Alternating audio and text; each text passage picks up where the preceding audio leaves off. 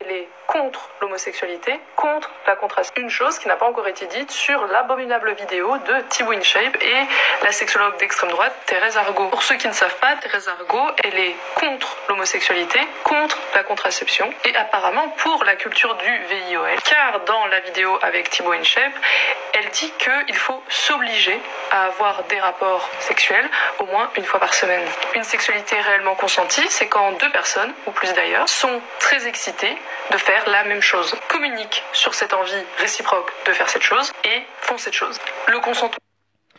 Voilà, donc on va ici parler de la thématique de base qu'aborde cette nana. Elle fait donc référence au fait que l'autre nana qui parle avec un certain Thibaut InShape a fait mention du fait qu'il fallait se forcer. Donc on va se poser la question à savoir, faut-il se forcer à faire l'amour?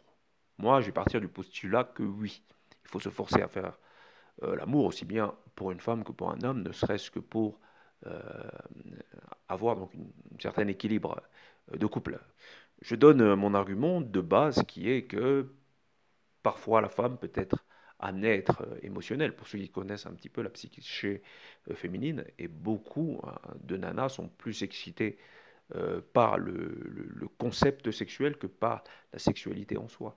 Et dans cette mesure, il serait intéressant pour elles d'appréhender le sexe avec plus euh, de force, essayer de se forcer à le faire. Un petit peu comme le sport. Les nanas en général, maintenant c'est un petit peu à la mode d'aller à la salle de sport, mais c'est plus un truc de mec. Donc je dirais que au même titre qu'il est préférable d'aller à la salle de sport pour les bienfaits qu'il en résulte, mais de la même façon, il serait judicieux de pratiquer la sexualité pour les bienfaits qu'il en résulte. Et que des fois, il faut se forcer aussi bien pour l'un que pour l'autre. Voilà. Et donc, pour en revenir à cette nana, elle nous présente la sexualité comme étant une volonté partagée entre deux individus. Ça, je ne le crois pas du tout. Je pense que lorsque l'un en a envie, l'autre n'en a pas forcément envie. Je pense que la sexualité euh, part d'une envie qui est intime, et l'intimité vient de la personne, et que ça n'arrive pas comme par enchantement, un hasard qui voudrait que cette envie parte des deux sexes. Je pense que non seulement ça n'existe pas, mais si ça doit exister, c'est quelque chose de très rare. Et si on devait attendre que nous partagions le même désir, aussi bien l'homme que la femme, eh ben, on ferait beaucoup moins d'enfants. Ce n'est évidemment pas de suivre les conseils de Thérèse Argot et se forcer à avoir un rythme de sexualité, mais même au-delà de ça, le consentement, ce n'est pas juste tolérer de faire certaines choses. Le consentement, ce n'est pas une personne qui vient et qui veut très fort faire quelque chose et que l'autre personne dit « ouais, ok ». Allez, ça, ce n'est pas du vrai consentement. Une sexualité réellement consentie, c'est quand les deux personnes ont très très envie, sont très très excitées de faire la même chose. Ce n'est pas de la moitié, de l'à peu près. Dernière chose à rappeler, la sexualité, ce n'est pas obligatoire à votre vie. La sexualité, ce n'est pas obligatoire à votre couple. Il y a des...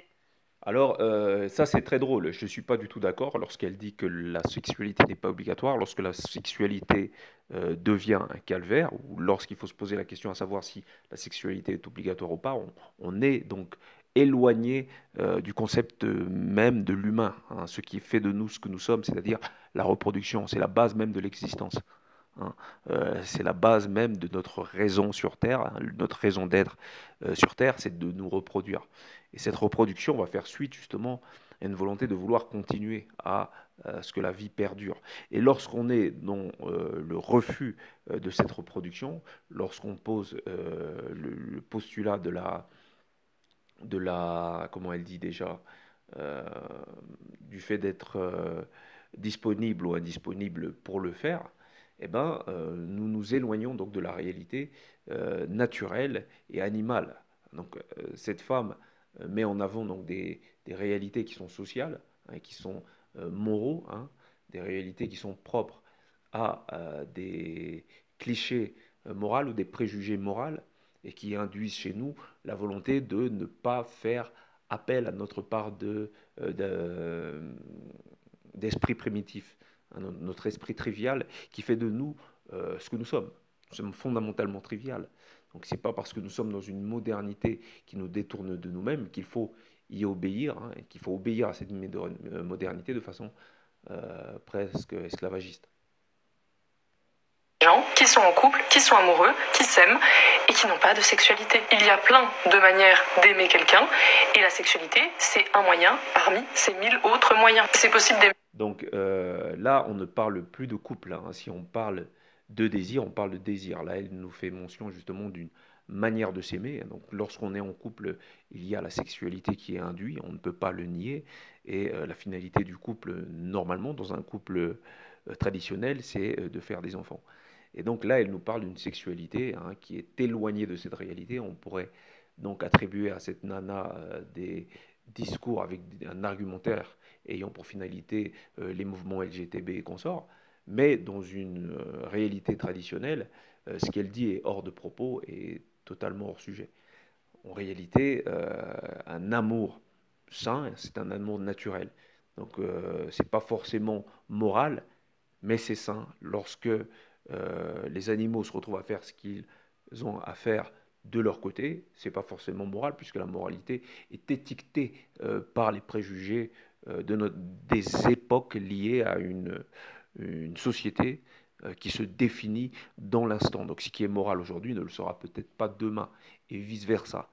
Donc lorsqu'elle attribue aux gens donc, un, un devoir moral, en leur disant qu'ils ne peuvent pas se forcer à le faire, ou que de l'autre côté d'ailleurs son discours est très dictateur, hein, c'est un discours plein de dictature, vous devez être comme ci, vous devez être comme ça, c'est donc la résultante, hein, d'un esprit trop moral. Donc le problème de la personnalité morale, c'est qu'elle ne peut pas sortir d'elle-même et que sa moralité lui a été inculquée par notamment l'époque qui est la sienne.